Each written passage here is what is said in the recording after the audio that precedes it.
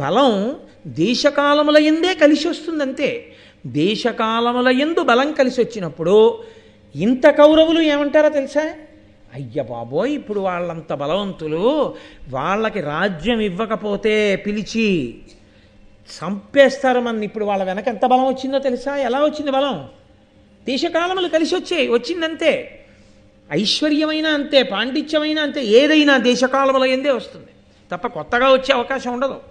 కాబట్టి ఇది కలిసి వచ్చే వరకు, ఈశ్వరానుగ్రహం కలిగే వరకు ఎదురు చూడాలి. అదే ఓర్పు. కాబట్టి బ్రాహ్మణ రూపంలో భిక్షాటన చేయండి ఏకచక్రపుర అగ్రహారానికి వెళ్ళి. కాదు, దానివలన ఇంకొక మేలు జరగాలి, పైకి అది చెప్పరాయి. కాబట్టి బ్రాహ్మణులుగా మీరు అక్కడ ఉండండి. లోకానికి ఆ పాండవులను అడ్డుపెట్టి ఒక గొప్ప సందేశాన్ని ఇస్తున్నాడు. ఏమండి, కనపడితే చంపేస్తామంటున్నారు కౌరవులు. వాళ్ళు చచ్చిపోయారు అనుకుని వాళ్ళు ఊరుకున్నారు. వాళ్ళు చచ్చిపోలేదు, ఇంకా బతికున్నారని తెలిసిందనుకోండి, ఊరుకుంటారా? వేటాడేస్తాడు దుర్యోధనుడు. వాళ్ళు అజ్ఞాతవాసానికి వెళ్ళారని తెలిస్తేనే నేల నరుచెరుగులా గూఢచారుల్ని పంపించాడు. పసిగట్టండి పసిగట్టండి అని. వాళ్ళ అదృష్టం బాగుండి వాళ్ళకి ఈశ్వరానుగ్రహం ఉంది కాబట్టి ఏడాది కాలం చెల్లిపోయింది. ఆపదలు వచ్చిన అగ్నిహోత్రంలోంచి బయటపడి ఎవరున్నారు? అడవిలో ఇంకా పెళ్ళిళ్ళు కూడా కాలేదు, పిల్లలు, తల్లి. ఈ 6 సమయాసమయములను చూడకుండా వెళ్ళిపోతాయి యుద్ధానికి. మళ్ళీ ఇంకో ఆపద రూపంలో వచ్చిందనుకోండి, ఎన్ని ఆపదలు ఎంతమంది కనురెప్పలా కాయగలరు?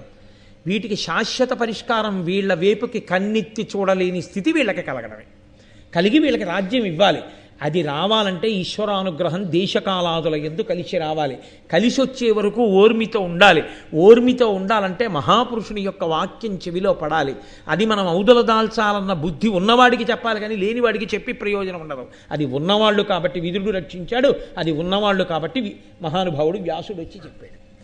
కాబట్టి ఇప్పుడు వాళ్ళు ఏకచక్రపురానికి మనం వెడదాం, కొంతకాలం ఇక్కడ ఉండి అని నిర్ణయం చేసుకున్నారు. ఈలోగా హిడింబ గర్భవతి అయి ఆమెకి కొంతకాలం అయిన తర్వాత ఒక కొడుకు పుట్టాడు. నరవరుడైన భీము వలనం ప్రభవించ హిడింబకున్ సుతుండురుతర భీమరూపుడు ఘటోత్కచనాముడు విస్ఫురద్భయంకర వదనంబు శంకు నిభ కర్ణములున్ వికృతాక్షులున్ పయోధరవరవర్ణమున్ వికట దారుణ దంష్ట్రలను ఒప్పుచుండగన్. ఆ ఘటోత్కచుడు పుట్టినప్పుడు పుడుతూనే ఆయన పేరు ఘటోత్కచుడు. ఎవరు పెట్టారు అంటే తల్లి అంది. ఏమిటండి ఇలా ఉన్నాడు వీడు ఘటోత్కచుడిలాగా అంది. ఘటోత్కచుడిలాగా అంటే కొండ ఎలా ఉంటుందో అటువంటి తల, అంటే వెంట్రుకలు లేని తల. కాబట్టి గుండ్రంగా గుండు చేసేసినట్టు కొండ బోర్లు ఇస్తే ఎలా ఉంటుందో అలా ఉంది ఆయన బుర్ర.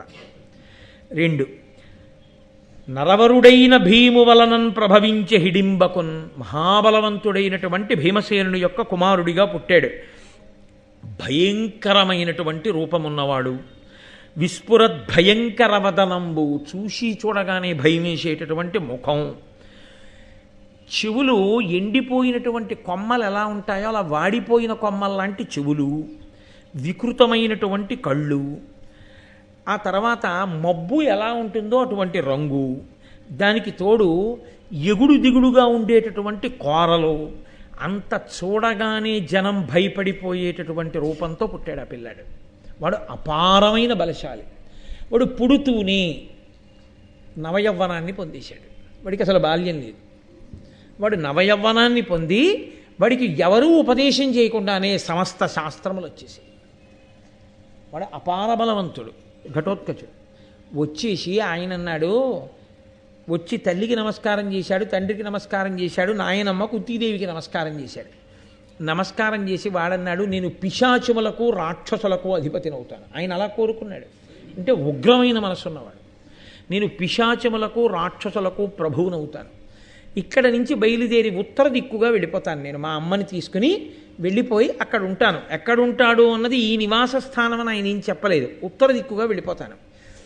మీకు ఎప్పుడైనా నాతో అవసరం పడితే నన్ను స్మరించండి, నేను వస్తాను. వచ్చి మిమ్మల్ని కాపాడతానని పాండవులకు మాట ఇచ్చి ఆయన బయలుదేరి అక్కడి నుంచి ఉత్తర దిక్కుగా వెళ్ళిపోయాడు. వెళ్ళిపోయిన తరువాత పాండవులు బయలుదేరి విదర్భ, మధ్య, త్రిగర్త, కీచక మొదలైనటువంటి రాజ్యములను దాటుకుంటూ ఏకచక్రపురం అనేటటువంటి అగ్రహారానికి చేరుకున్నారు. అయితే ఇందులో చమత్కారం ఏమిటంటే, ఈ ఘటోత్కచుడు ఎందుకు పుట్టినట్టు, ఎందుకు రాక్షసులకు పిశాచములకు ప్రభు అయినట్టు?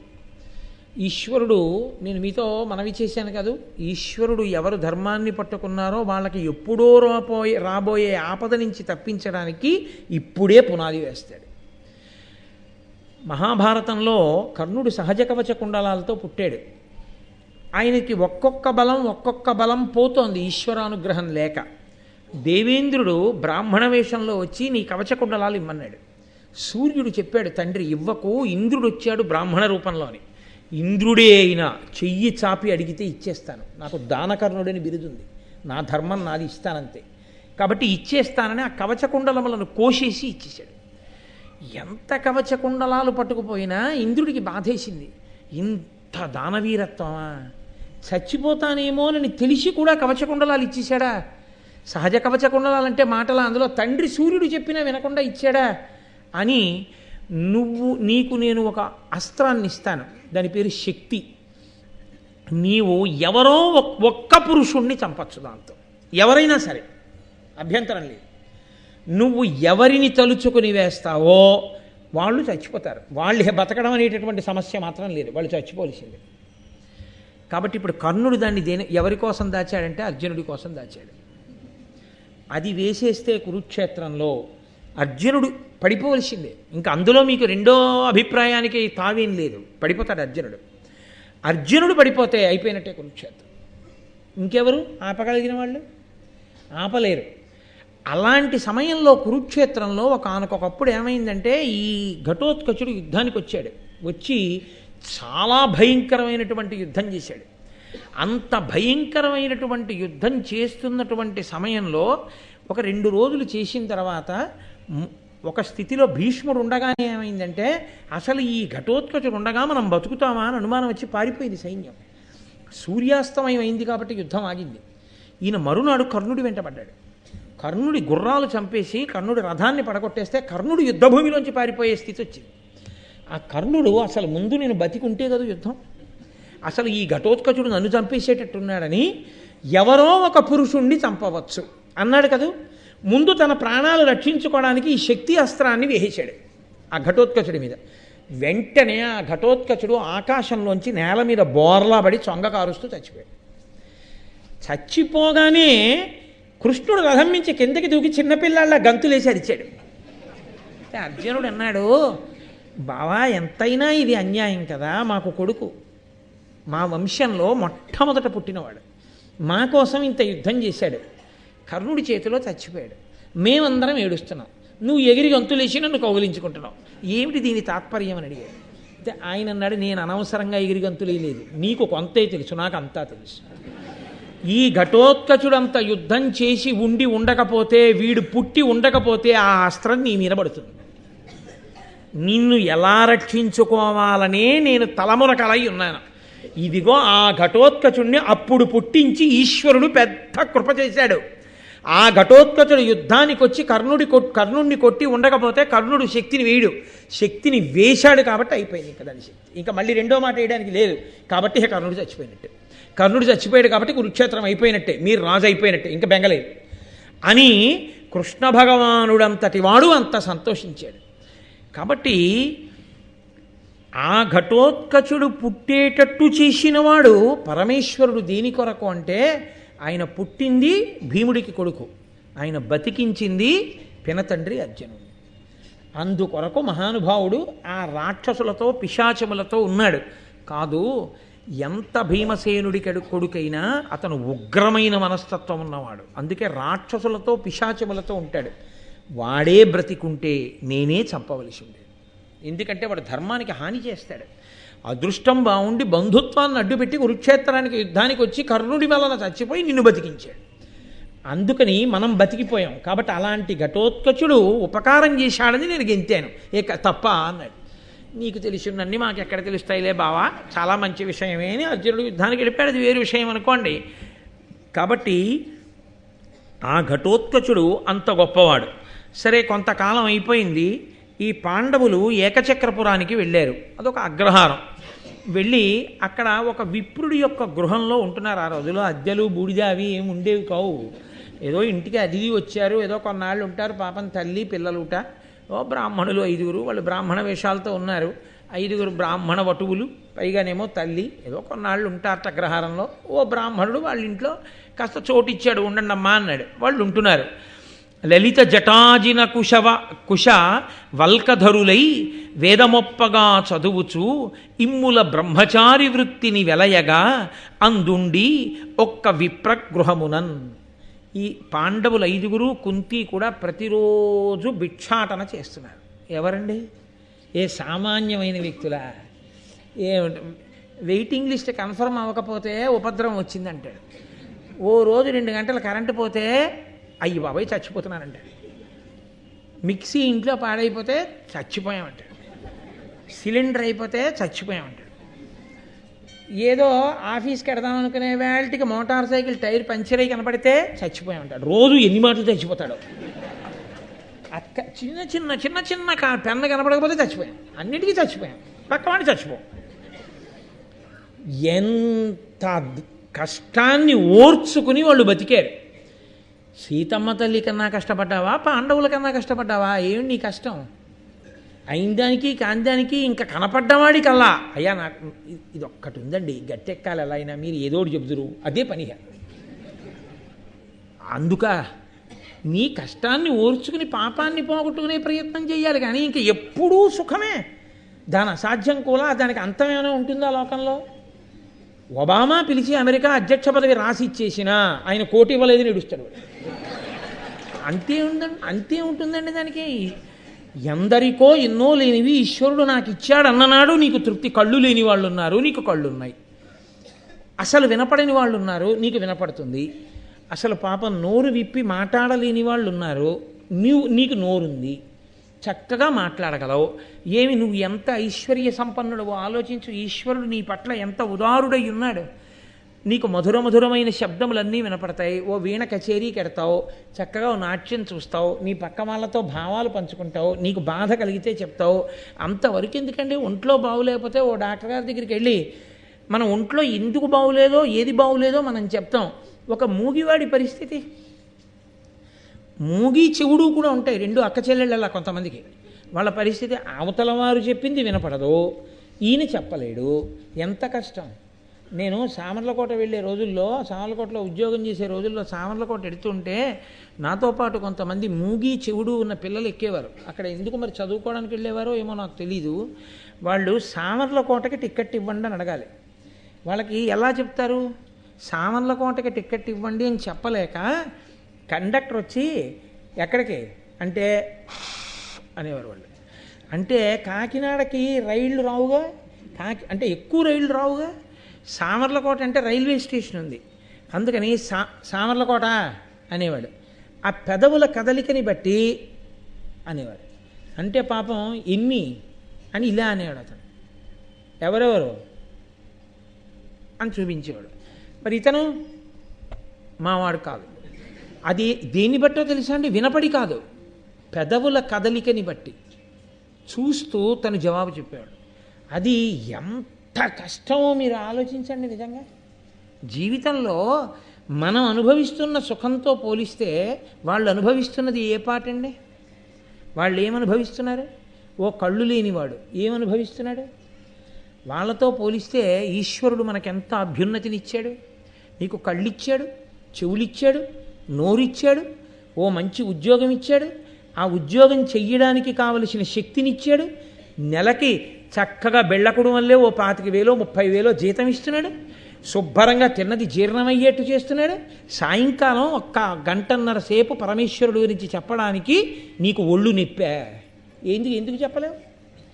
ఈశ్వరుడు కూడా నీ కృతజ్ఞత చూసి ఏదో ఒకటి ఉపసంహారం చేస్తే, ఈశ్వరుడు ఏమిచ్చాడు అన్నది ఆలోచించిన నాడు ఎంతో తృప్తిగా ఉంటావు. ఈశ్వరుడు నాకు ఇంకా ఏదో ఇవ్వలేదని ఏడిచిన నాడు నీ ఏడుపుకు అంతు లేదు. ఎవడు ఎన్ని తెచ్చిచ్చినా నీకు తృప్తి లేదు. తృప్తి అన్నది మానసిక భావన. ఉన్నవాడు ఇంతకన్నా ఏం ఉండాలంటే నాకేం లేదంటాడు. అన్నీ ఉన్నా నాకు ఇంకా లేదండి అని ఏడిచేవాడు లేదని ఏడుస్తూనే ఉంటాడు. అది ఆ భావన చేత ఆ తృప్తిని పొంది ఈశ్వరా నువ్వు నాకేమి ఇవ్వలేదయ్యా అన్నారనుకోండి, ఆయన ఎంతో సంతోషిస్తాడు. అసలు ఎప్పుడూ నాకు ఇంకా ఇది లేదుగా, ఇంకా ఇది లేదుగా అంటున్నారు అనుకోండి, వాడు వస్తున్నాడంటే భయపడిపోతాడు. ఇప్పుడు నాన్నగారు ఉన్నారు, కన్నారు, పెంచారు, పెద్ద చేశారు, చదువు చెప్పించారు, ఏదో 2 రోజులు అలా పెడదాం కదా అని కొడుకింటికి వెళ్ళారు. ఇంకా కాళ్ళు పడుతూ నాన్నగారండి వీలునామా ఎప్పుడు రాస్తారండి, వీలునామా ఎప్పుడు. వాడికి ఎలా ఉంటుంది ఆ తండ్రికి? ఇస్తాడుగా అది కూడాను. కాళ్ళు పట్టి వీలునామాయా? పూజ చేసినప్పుడల్లా దిక్కుమాలిన కోరికే. వాడు ఇచ్చిన వాడికి కృతజ్ఞత ఏది? ఈశ్వరా, నువ్వు నాకు ఇన్ని ఇచ్చావు, నేను నీకు ఏమి ఇవ్వగలను అని ఒక్కనాడు కన్నుల నీరు పెట్టుకుని ఒక్క స్తోత్రం చేసి నీ ఆనందాన్ని, నీ తృప్తిని పరమేశ్వరుడి దగ్గర ఆవిష్కరిస్తే, నేను ఇంత ఇస్తే అంతని పొంగిపోతున్నావా నాన్న అని నువ్వు అడగకుండా నీకు ఇస్తాడు. ఎన్ని ఇచ్చినా నాకు ఇంకా లేదండి అదే ఏడిచిన వాటిని చూసి ఈశ్వరుడికి అంత అసహ్యం వేస్తుందండి. ఇంకా ఆయన కాబట్టి ఊరుకుంటున్నాడు, నాలాంటి ధూర్తుడైతే. కాబట్టి ఆ తృప్తి చాలా ప్రధానం. మహాభారతంలో దేనికి మహానుభావుడు ఋషితుల్యుడైన నన్నయ్య గారు ఇస్తున్నారంటే, లేదని ఏడవకు, కష్టాన్ని ఓర్చుకోవడంలో పాండవులు భిక్షాటన చేశారు. నీకంత కష్టమేం రాలేదుగా, నువ్వేం బెచ్చం ఎత్తుకోవట్లేదుగా ఎక్కడికి వెళ్ళి, నువ్వెందుకంత బెంగెట్టేసుకుంటావు? వాళ్ళ కష్టాన్ని తలుచుకుని అంతంత మహాశక్తివంతులు అంతగా దేశకాలములందు ఒదగడం నేర్చుకో. దేశకాలములు తెలియని బతుకు బతకకు, ఆ ఓర్పు లేని బతుకు బతకకు, అసహ్యకరమైన బతుకు అది, 10 మందికి బరువుగా ఉంటావు నువ్వు అని. కాబట్టి ధృతి చదువుచు భిక్షార్థము ప్రతిగృహమున కరుగుచున్న భవ్యుల మౌనవ్రతులం తృప్తులు చేసిరి సతతము అందుల గృహస్థ సద్విజులు దయన్. అక్కడ ఉండేటటువంటి బ్రాహ్మణులందరూ దయతో ఆ వేదం చదువుకుంటూ మౌనంగా అందరి ఇళ్ల ముందుకి వచ్చి ఆ జోలి పడుతున్నటువంటి ఆ పాండుకుమారుల్ని చూసి బ్రాహ్మణులే అనుకుని వాళ్ళకి సమృద్ధిగా భిక్షాన్నం పెట్టి ఆదరిస్తూ ఉండేవారు. వీళ్ళు ప్రతిరోజు వీళ్ళు చేసే పని ఏమిటంటే, ఈ 5గురు భిక్షాటన చేస్తారు, లేదా ఒక్కొక్కసారి 4 ఎడతారు, 3 ఎడతారు, ఆ సందర్భాన్ని బట్టి పెడతారు. వెళ్ళి తెచ్చినటువంటి భిక్షాన్నాన్ని ఎవ్వరూ ఏమీ తినరు, పట్టుకెళ్ళి అమ్మకి ఇచ్చేస్తారు. అది వాళ్ళ ధర్మం. అమ్మ పదార్థాన్నంతటినీ ఓ విస్తట్లో వేసి సగం చేస్తుంది. ఈ సగాన్ని భీముడికి పెడుతుంది. ఎందుకంటే ఆయన శరీర బలం అటువంటిది, ఆయన ఆకలి అటువంటిది. సగం భీముడికి పెడుతుంది. మిగిలిన సగం 4 భాగాలు చేసి ధర్మరాజుకి, అర్జునుడికి, నకులుడికి, సహదేవుడికి పెడుతుంది. వాళ్ళ ప్రేమ ఎటువంటిదంటే, రోజు సగం భీముడు తినేస్తున్నాడు అందరూ, సగం తినాలి భీముడని కోరుకుంటారు. అని వాళ్ళు భీముడు తింటుంటే, అయ్యో పాపం ఇంతే తింటున్నాడు, నిజంగా ఎంత తినవలసిన వాడు, ఎంత ఆకలి ఉన్నవాడు, ఏమిటో ప్రారంధం, మనం భిక్షాటన చేసి తెచ్చి ఇంతే పెట్టగలుగుతున్నామని బాధపడతారు. అంత ప్రేమ కలిగిన అన్నదమ్ములు వాళ్ళు. కాబట్టి అలా తింటున్నారు. ఒక రోజున భీముడు ఇంట్లో ఉన్నాడు, మిగిలిన 4 భిక్షాటనకి వెళ్ళారు. అకస్మాత్తుగా ఆ ఇంట్లో ఏ ఇంట్లో ఉంటున్నారో ఆ బ్రాహ్మణుడు, బ్రాహ్మణి అంటే ఆయన భార్య, వాళ్ళు పెద్ద పెట్టును ఏడుస్తున్నారు, పిల్లలు కూడా ఏడుస్తున్నారు. అది విని భీమునితో కుంతి అంది, ఇందు సుఖముండితిమి ఎరులెరుగకుండా నేలొకో ఇప్పుడు ఈ విప్రునింట ఆర్తరవము వీతించే దీని నారసి ఎరుంగవలయు తత్ప్రతీకారంబు వలయు చేయ. మనం ఇన్నాళ్ళు ఈ బ్రాహ్మణుడి ఇంట్లో ఉంటున్నాం, హాయిగా సుఖంగా కాలం గడిచిపోతోంది. మనం ఎవరమో ఎవరికీ తెలియకుండా రోజులు వెళ్ళిపోతున్నాయి. ప్రస్తుతానికి అదే పెద్ద సుఖం. ఇంత ఉపకారం చేశాడు మనకి ఈ బ్రాహ్మణుడు. ఎందుకో ఇవాళ ఈ బ్రాహ్మణుడు ఇంట్లో అందరూ ఏడుస్తున్నారు, ఆర్తనాదాలు చేస్తున్నారు. మనం ఇంత ఉపకారం పొందిన వాళ్ళకి ఏ ఆపదొచ్చిందో కనుక్కుని ఆపద తీర్చడం అన్నది మర్యాద, అది చెయ్యవలసిన విధి.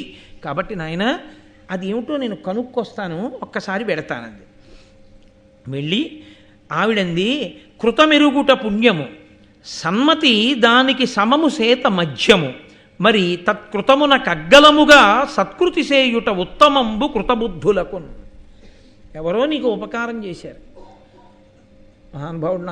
మహానుభావుడు ఉపకారం చేశాడు, ఆయన ఆ ఉపకారం చేయబట్టి ఆ రోజున నేను ఏమీ ఇబ్బంది లేకుండా సంతోషంగా కాలం గడిపేశాను అని స్మరించడమే పుణ్యం. తప్ప వాడి మొహం ఏదో వాడు ఇచ్చాడు కానండి, మళ్ళీ నా దగ్గర నుంచి ఏదో ఎక్స్పెక్ట్ చేస్తూ ఉంటుంటాను, చేశాడు తప్ప, లేకపోతే వాడు చేస్తాడా? అదే పాపం. ఎదుటివాడు నీకు ఏ ఉపకారం చేశాడో ఆ ఉపకారమును గుర్తెరుగుటయే పుణ్యము అని పేరు. కాబట్టి పుణ్యము చేయుట అంటే ఏదో కాదు, మీకు ఎక్కడ ఏ ఉపకారం దొరికినా ఆ ఉపకారాన్ని స్మరించడం ఉందే దానికే పుణ్యము అని పేరు. అలాగే చేసినటువంటి ఉపకారాన్ని మనసులో జ్ఞాపకం ఉంచుకొని దానితో సమానమైనటువంటి ఉపకారం చేయడం ఉందే అది మధ్యమము. చేసిన ఉపకారాన్ని గుర్తుపెట్టుకుని అంతకన్నా పెద్ద ప్రత్యుపకారం చేయడం ఉందే అది ఉత్తమము. కాబట్టి బుద్ధి కలిగిన వాడు ఆ పని చెయ్యాలి. వాళ్ళకి ఆపద వచ్చింది, మనం చెయ్యొద్దు ప్రత్యుపకారం, అది జ్ఞాపకం పెట్టుకోవద్దు, అది కదా పుణ్యం. కాబట్టి వెళ్ళి అడిగి వస్తాం. అంటే ఏదో వినపడగానే ఓవా తలుపులు తీసుకుని వాళ్ళ ఇంట్లోకి వెళ్ళిపోవడం అది కాదు. ధర్మం ఎప్పుడూ ధర్మం, ఎప్పుడూ ధర్మం. కుంతీదేవి పట్టుకుంటే ధర్మం, పాండురాజు గారు పట్టుకుంటే ధర్మం, ధర్మరాజు గారు పట్టుకుంటే ధర్మం. అలా ఎప్పుడూ వాళ్ళు ధర్మం ధర్మం ధర్మం ధర్మం గురించి ఆలోచించారు. ధర్మం గురించి ఆలోచించారు కాబట్టి తుట్టతుదన వాళ్ళ నోటి వెంట ఏది వచ్చిందో అది ధర్మమే వారి నోటి వెంట వచ్చింది. కాబట్టి ఆమె ఆ ఇంట్లోకి వెళ్ళి చూసింది. చూసేటప్పటికి ఆ బ్రాహ్మణుడు ఏడుస్తున్నాడు. ఆయన చాలా వేదాంతం చెప్పాడు. ఏమిటో ఈ మనిషి ఏమిటో, ఈ పుట్టకేమిటో, ఈ పెళ్ళిళ్ళు ఏమిటో, ఈ సంసారాలు ఏమిటో, ఈ పుట్టడాలు ఏమిటో, ఈ చచ్చిపోవడాలు ఏమిటో, కొన్నాళ్ళు కలిసి ఉండడం ఏమిటో, ఎవరికి ఎవరు ప్రాప్తం, ఒకళ్ళు ముందు ఒకళ్ళు వెనక అని ఆయన ఏడుస్తున్నాడు. ఏడుస్తూ ఇంటికి యజమానిని నేను, మిమ్మల్ని రక్షించవలసిన వాడిని, నా కళ్ళ ఎదురుగుండా నా భార్య వెళ్ళి ఆ రాక్షసుడికి ఆహారం అయిపోవడం ఏమిటి, వంశాన్ని పెంచవలసినటువంటి వాడు కొడుకు ఆయన ఆహారం అయిపోవడం ఏమిటి, కూతురు నాకు దౌహిత్రుడిని ఇవ్వవలసినది, కొడుకైతే దౌహిత్రుడు అంటారు కాబట్టి ఆ దౌహిత్రుడిని ఇవ్వవలసింది ఆ కూతురు వెళ్ళిపోవడం ఏమిటి, కాదు కాదు నేనే వెళ్ళిపోతాను, నేనే ఆహారం అయిపోతాను అని ఆయన ఏడుస్తున్నాడు. భార్య లేచంటోంది, అసలు భార్యాస్థానంలో ఉన్నది బిడ్డల్ని వంశాన్ని నిలబెట్టడానికి, మీకు కూతుర్ని కొడుకుని ఇచ్చాను, భర్తని పోగొట్టుకొని నేల మీద పడిన మాంసపు ముక్క కొరకు కుక్క దగ్గర నుంచి పక్షి వరకు ఎదురు చూసినట్టు భర్తని పోగొట్టుకొని అన్యుల చేత క్రూరమైన చూపు చూడబడక ముందే నేనే ఆహారమై మిమ్మల్ని రక్షించుకుంటానంటోంది భార్య. కూతురు అంటోంది, ఇప్పటికైనా ఎప్పటికైనా నన్ను పెళ్లి చేసి ఇంకో ఇంటికి పంపించేయవలసిందే, నేను ఇక్కడ ఉండేదాన్ని కాను, పుడుతూనే ఆడపిల్లని ఈడపిల్లని కాను, ఎప్పుడో అప్పుడు నన్ను పంపేస్తారు, అత్తవారింటికి పంపించాననుకుని నన్ను పంపించేయండి ఆ రాక్షసుడి దగ్గరికి, నన్ను తినేస్తాడు, మీరు సుఖంగా ఉండండి అంటోంది. ఆ చిన్న పిల్లవాడు వాడంటున్నాడు, అమ్మా నాన్నగారికి అక్కకి ఆపద రావడం ఏమిటి, నన్ను పంపించండి, నన్ను తినేస్తాడు రాక్షసుడు, ఏడుస్తున్నాడు ఆ పిల్లాడు. ఏమిటి వీళ్ళందరూ ఏమిటి నన్ను పంపించండి తినేస్తాడు, నన్ను పంపించండి తినేస్తాడని ఏడుస్తున్నారు ఏమిటి అందరూనని చెప్పి ఆవిడకి అనుమానం వచ్చింది. వచ్చి ఆ కుంతీదేవి బ్రాహ్మణుడిని అడిగింది, ఇది ఏమి తెరగు, దీనికి మొదలయ్యది, నాకు తెల్లముగ చెప్పుడు తీర్చెదా అని విగతాసుల తన మృదువచన ప్రశ్నమును అమృతమున నెత్తెన్. చాలా పెద్ద పెద్ద మాటలండి నన్నయ్య గారివి. ఆవిడంది, ఎందుకు మీ అందరు ఇలా మాట్లాడుకుంటున్నారు, ఎందుకు మీ అందరికీ ఏమిటి ఇబ్బంది వచ్చింది, మీరు అసలు ఏం జరిగిందో, ఏ ఆపద కోసం మీ అందరూ ఇలా మాట్లాడుకుంటున్నారో నా దృష్టిలో పెట్టండి. నా దృష్టిలో పెడితే నేను మీకు కావలసినటువంటి ఉపకారం చేసి మీరు పడుతున్న ఇబ్బంది నుంచి మిమ్మల్ని గట్టెక్కిస్తాను. ఈ మాట ఎలా ఉందన్నారో తెలుసా అండి నన్నయ్య గారు, చచ్చిపోయిన వాడిని తీసుకెళ్ళి అమృతంలో ముంచి పైకెత్తినట్టు. ఎందుచేత అంటే మాట ప్రాణం పోసేస్తుంది, మాట ప్రాణం తీసేస్తుంది. మాటకి ఆ శక్తి ఉంటుంది. ఒక్క మాటకి కత్తి పెట్టి పొడిచాడు అనుకోండి, ఆ గాయం కొన్నాళ్ళు ఉండిపోతుంది.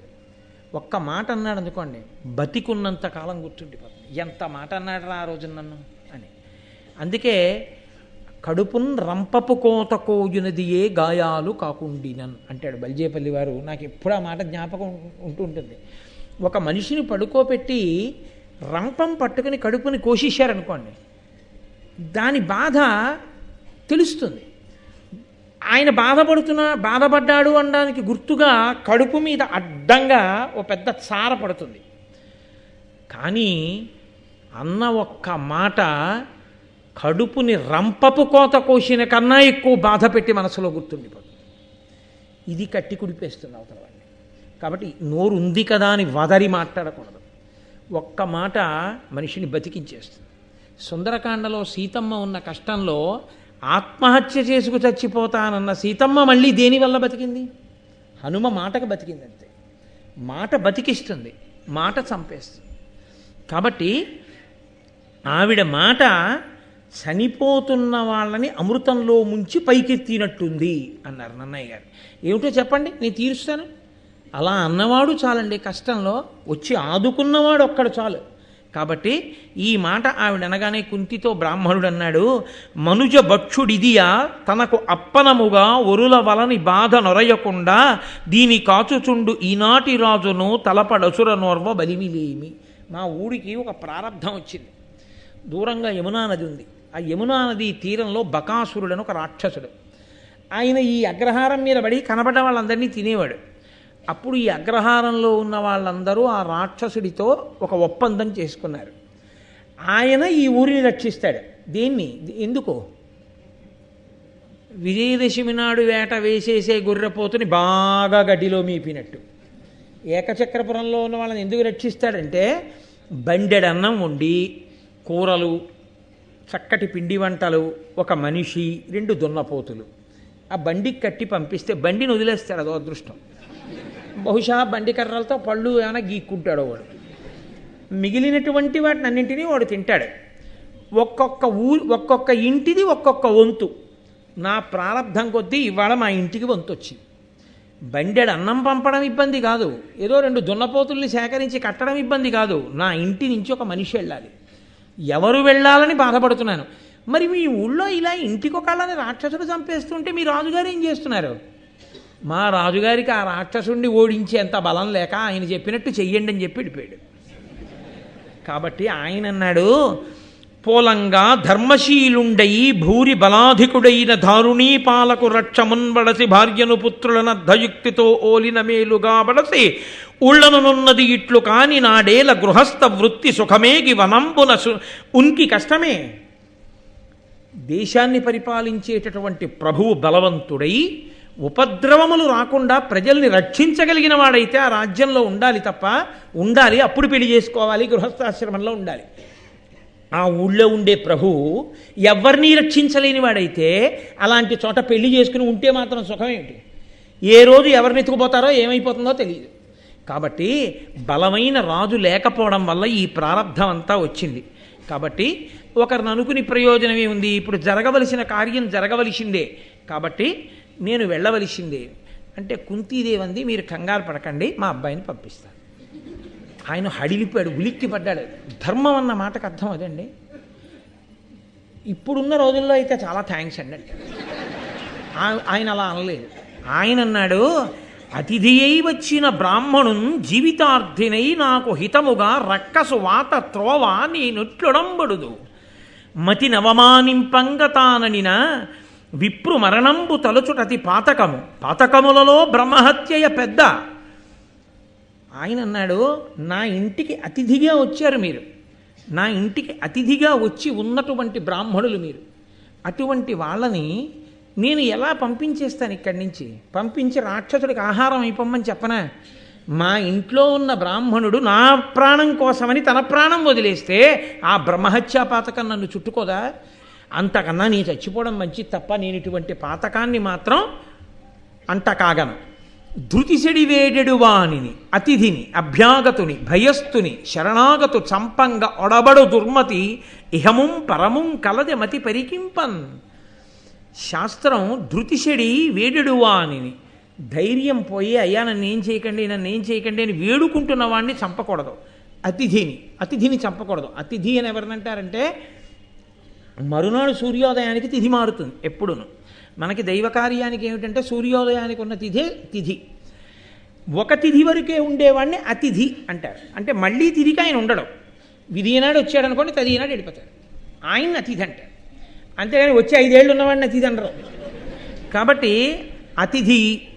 అతిథిని చంపకూడదు.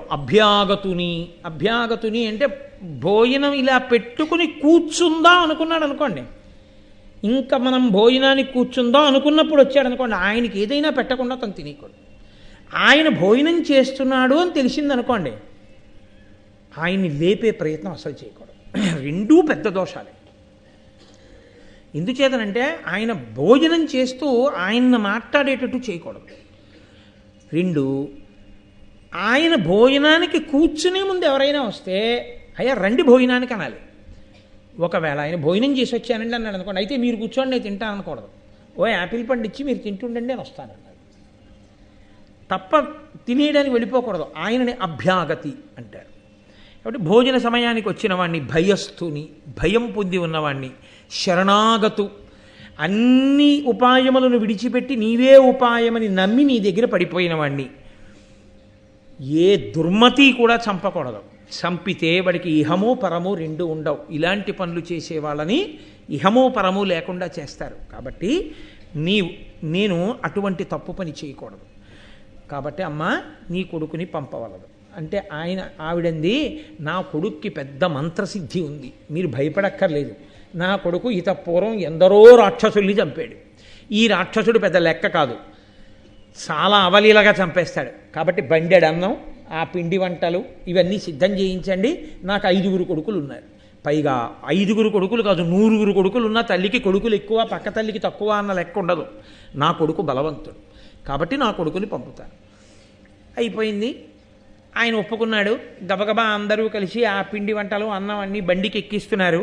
ఈలోగా భీమసేనుడు తనలో తానే సంతోషపడిపోయి తిరుగుతున్నాడు ఇంట్లో. ధర్మరాజు గారు, అర్జునుడు, నకులుడు, సహదేవుడు భిక్షాన్నం పట్టుకుని వచ్చారు. ధర్మరాజు గారిని చూసేటప్పటికి మాత్రం వెంటనే చాలా ఒబ్బిడిగా నించుంటాడు. ధర్మరాజు గారికి అనుమానం వచ్చింది, ఏంటి ఇంత సంతోషంగా ఉన్నాడు ఇవాళ అని తల్లి వంక చూసి అన్నాడు, నరనుత కీర్తి ఈ అనిలనందనుడెవ్వరితోడనేని భీకర సమరంబుసేయి సమకట్టిన ఎట్లు మహానురాగ నిర్భరముననున్నవాడు, ఇతని భావము చూడగా వేరు, వీని సుస్థిరబలు మీరు పంచితిరో, చెచ్చెర తాన ఉపక్రమించనో. అమ్మ నాకు చెప్పండి అన్నాడు. అమ్మ ఏమిటి భీముడిని చూస్తుంటే ఈ ఆనందం, ఈ ఈలలు, ఈ పాటలు, ఈ వ్యవహారం అంతా చూస్తుంటే ఎవరి మీద యుద్ధానికి వెళ్ళడానికి సిద్ధపడుతున్నట్టుగా నాకు అనిపి, యుద్ధం అంటే అంత సంతోషం ఆయనకి, ఏదో యుద్ధానికి ఎడుతున్నట్టుందమ్మా. ఈయన తన మానాన తానే ఎవరి మీద యుద్ధానికి బయలుదేరాడా, మీరు వెళ్ళమన్నారా, ఎందుకు ఎడుతున్నాడు యుద్ధానికి అని అడిగాడు. అడిగితే ఆవిడంది, ఏమీ లేదయా, ఈ ఊరి చివర బకాసురుడు ఉన్నట్ట, ఇలా ఏదో నియమం ఉందిట, పాపం మనకి ఆతిథ్యం ఇచ్చిన బ్రాహ్మణుడు ఏడుస్తున్నాడు, అందుకని వీడిని పంపిస్తానన్నాడు. అంటే ధర్మరాజు గారి ప్రేమ ఎటువంటిదో తెలుసా అండి? ప్రేమ శంకని తెస్తుంది. ఎప్పుడూ కూడా లక్షణం ఏమిటో తెలుసా అండి? ఎక్కడ ప్రేమ జటిలమో అక్కడ శంక ఎక్కువ. అందుకే మీరు చూడండి, తండ్రి ఎవరితోనో మాట్లాడుతూ కూర్చుంటాడు, పిల్లాడు వచ్చాడో లేదో ఆయన పట్టింపుడదు. 7ంటికి వచ్చేయాలి వాడు ప్రైవేట్ నుంచి, 8 అయిపోయింది, 8:30 అయిపోయింది, ఈయనేమో కబుర్లలో ఉన్నాడు. ఆవిడ కాసేపు ఆగి, ఏమండి ఒక్కసారి అంటే, ఏమిటి అని లోపలికి వస్తాడు. ఏమిటో వీడు ఇంకా రాలేదు, ఏం అవ్వలేదు కదా అంటుంది తప్ప, వీడు మార్గమధ్యంలో పడి కాలు చెయ్యి విరిగిపోలేదు కదా అందం. ఆలస్యం అయితే శంక తల్లికి. ఈ శంకకి కారణం ఏమిటో తెలుసా అండి? పొంగి పొరలిన ప్రేమ. ఎక్కడ ప్రేమ ఉంటుందో అక్కడ శంక ఉంటుంది. కాబట్టి అటువంటి ప్రేమ ధర్మరాజు గారిది. అమ్మా, ఎంత పక్కింటి వాళ్ళ అబ్బాయిని రక్షించడానికైతే మాత్రం భీముణ్ణి పంపించేస్తావా? మహానుభావుడమ్మా, ఇంతమందిని మనని రక్షించాడమ్మా, లాక్షాగృహ దానంలో సొరంగంలో తీసుకొచ్చాడమ్మా, అలాంటి వాడిని చూస్తూ చూస్తూ రాక్షసుడి నోట్లోకి ఎందుకు తోసావమ్మా అన్నాడు. అంటే ఆవిడంది, నాన్న నాకు మాత్రం తెలియదా, వీడు రాక్షసుడి నోట్లోకి వెళ్ళడం కాదు, ఆ రాక్షసుడి నోరు ఇహ మళ్ళీ తెరవకుండా చేసి వస్తాడు, నాకు తెలుసు వాడి బలం.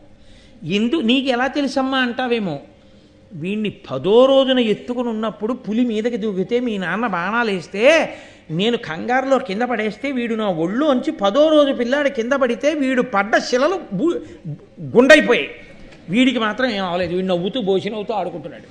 వీడు 10వ రోజంతా బలం ఉన్నవాడు, ఇప్పటికి ఎంత బలం ఉన్నవాడు, వీడికి బకాసురుడు లెక్క, అందుకని వీడిని పంపిస్తున్నాడు.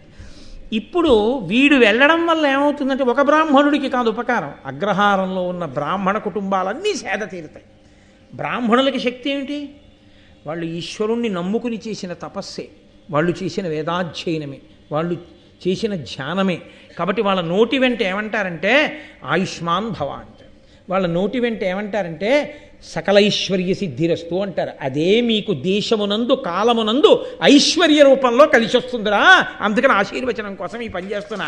బ్రాహ్మణానుగ్రహము కొరకు జననుత బ్రాహ్మణ కార్యము సన చేసిన బ్రాహ్మణ ప్రసాదంబున నీకును నీ తమ్ములకును అగు అనవరత శ్రీ సుఖాయు ఐశ్వర్యంబుల్. అనవరతమైనటువంటి శ్రీ సుఖము, ఐశ్వర్యము, ఆయుర్దాయము అన్నీ కలుగుతాయి. వీళ్ళందరూ ఆశీర్వచనం చేస్తారు రేపు పొద్దున్న. ఎందుకంటే ఒకడికి తీరిన ఆపద కాదు, ఏకచక్రపురంలో ఉన్న బ్రాహ్మణులందరూ రక్షింపబడతారు, అందుకు పంపుతున్నాను నాన్న అంది. అంటే సరేనన్నారు. ఆ బ్రాహ్మణుడు వచ్చాడు, బాబు బండి కట్టేశాం బయలుదేరుతావా అన్నాడు. అంటే ఆయన అన్నాడు, ఏమండే తినకపోతే నిద్ర పట్టదు, నిద్ర పట్టకపోతే ఆకలి. నిన్న రాత్రి నిద్రపోలేదు, ఎందుకో తెలుసా? నిన్న పగటి పూట బాగా అన్నం తినలేదు. పాపం ఎప్పుడు తెచ్చిన భిక్షాన్నంలో సగమే కదూ, నాకు కడుపు నిండా అన్నం పెట్టండి, ఆకలి తీరగానే పెడతానండి. అదెంత పని బాబు అన్నారు. బోల్డంత అన్నం, బోల్డన్ని పిండి వంటలు అన్నీ తెచ్చారు. కానీ బాగుండదు కదూ, మరీ ఓహో తినేసి ఇంకా తిండి ఇంకా తిండి అంటే వీడేడు బకాసుడి కన్నా వీడోళ్ళు తయారయ్యాడు అనుకుంటారేమోనని ఏదో సరిపెట్టుకున్నాడు పాపం. అలా బాగుండదని సరిపెట్టుకుని బండి ఎక్కాడు. కానీ ఆయన దృష్టి అంతా ఎదరొచ్చే బకాసుడి కన్నా ఈ బండి మీదే ఉంది. ఆయన దాన్ని తీసుకెళ్ళి ఆ యమునా నదీ తీరంలో ఆపి, వాడు ముందు వచ్చి చచ్చి తర్వాత అయినా నేను తినేదేగా, వాడు తినేదేం లేదు ఇందులో, నేను వాడిని తిననిస్తే నేను ఎందుకు, ఇంకా ఎలాగో నేను చంపేసేదే. తిక్కుమాలను కూడా చంపేసిన తర్వాత నెత్తురు అవన్నీ మీద పడతాయి, అప్పుడు వెళ్ళాలి, స్నానం చేయాలి, దుమ్ము దులుపుకోవాలి, రావాలి. ఈలోగా ఏ కేకో వాళ్తుంది, బొత్తిగా అలా ఎలా తింటాను, ముందు నేను తినేస్తే గొడవ వదిలిపో పని అయిపోతుంది, అక్కడికి శుద్ధాన్నం తినేసినట్టు ఉంటుంది. కాబట్టి ఆయనే బండి ఎక్కేసి తినేస్తున్నాడు. ఈయన ఏమిటి వేళ దాటిపోయింది, ఇంకా క్యారేజీ తెప్పించుకునే వాళ్ళు ఉంటారు చూడండి, అలా ఆయన ఏమిటి ఇంకా రాడేమిటి ఏకచక్రపురం వాళ్ళకి ఒళ్ళు బలిసిపోయింది, ఇప్పటికీ రాలేదు అని చెప్పి ఆయన ఓహో బాధపడిపోతున్నాడు. ఈయన శుభ్రంగా బ్రాహ్మణులు పెట్టినవన్నీ తినేశాడు, ఇక్కడికి వచ్చాడు, ఈ బండిలో ఉన్నవన్నీ తింటున్నాడు. ఆయన ఆ గుహలోంచి బయటికి వచ్చి చూసేటప్పటికి యమునా తీరంలో బండి మీద కూర్చొని చక్కగా అన్నీ తినేస్తున్న భీముడు కనబడ్డాడు. ఎక్కడ లేని కోపం వచ్చింది, వీడేమిట్రా పెట్టకపోగా వీడే తినేస్తున్నాడు ఏమిటి మనవన్నీనని. చనుదించి ముందకట శకటంబుపై నుండి యోడక కుడుచుచునున్న భీము దవ్వుల చూచి నిత్యము నాకు నియమించి కొనివచ్చు కూడేల కుడిచెదీవు కడు క్రొవ్వి ఏకచక్రంబున వారలకేనింత ఎల్లిదమేలయైతి అని డాయవచ్చి ఎయ్య నిలనందును వీపు పిడికిట పొడిచిన బెదరక కసురు వలను సూడకొండు వగవక ఎప్పటి ఎట్లు కుడుచుచున్న అలిగి బకుడు వీని బాగు సూడ వేరంచుడాసిన తరువు బెరికి కొనుచు దాంకుదంచే. గబగబా వెళ్ళి ఎరా ఏకచక్రపురంలో ఉండేటటువంటి వాళ్ళకి బాగా ఒళ్ళు కొవ్వు పట్టింది, నాకు వేళ పట్టున తినడానికి కావలసినది పంపించడం మానేసి నువ్వు తీసుకొచ్చి యమునా తీరంలో బండి పెట్టేసి నువ్వు తినేస్తున్నావా, ఏంట్రా నీ ఉద్ధతి అని ఆయన ఆ వచ్చినటువంటి బకాసురుడు చేతి పిడికిలితో ఒక్క పోటు పొడిచాడు ఆ భీమసేనుడి యొక్క డొక్కలో. ఇంత పెద్ద రాక్షసుడు డొక్కలో పోటు పొడిస్తే కనీసం ఇలా వెనక్కి తిరిగి కూడా చూడకుండా ఉండు ముందు తిన్నవయా అన్నట్లుగా ఆయన తింటున్నాడు. ఆయన చూసి ఇదేమిట్రా ఇంత పిడికిలి పోటు పొడిస్తే కోపంతో వీడు కనీసం వెనక్కి తిరిగి చూడలేదు, వీడికి పిడికిడి పోట్లు వీడినో చెట్టుతో కొడతానని వెనక్కెళ్ళి పెద్ద చెట్టు పీకి తీసుకొచ్చాడు. సరే యుద్ధం ప్రారంభమైంది, ఇద్దరు చెట్లతో కొట్టుకున్నారు, మళ్ళా యుద్ధం చేశారు. నన్నయ్య గారు మహానుభావుడు, ఈశ్వరానుగ్రహం, తాను ఎన్ని మల్ల యుద్ధాలో చేసినట్టుగా రచన చేసేశారంతే. ఆ కాళ్ళతో తొక్కి పట్టారు, కింద పారేశారు, ఆ మీద ఎక్కి తొక్కాడు, గుండెల మీద గుద్దాడు, ఆ బకాసురుడు నెత్తురుకెక్కాడు, చిట్ట చివర వారి వెన్ను విరిచేశాడు, గిరగిరా తిప్పాడు, అవతల పారేశాడు. ఆ బకాసురుడి శవం అక్కడ పడిపోయింది. ఆ బకాసురుడు పడిపోయి చచ్చిపోగానే బకాసురుడి యొక్క బంధువులందరూ గబగబా వచ్చారు రాక్షసులు.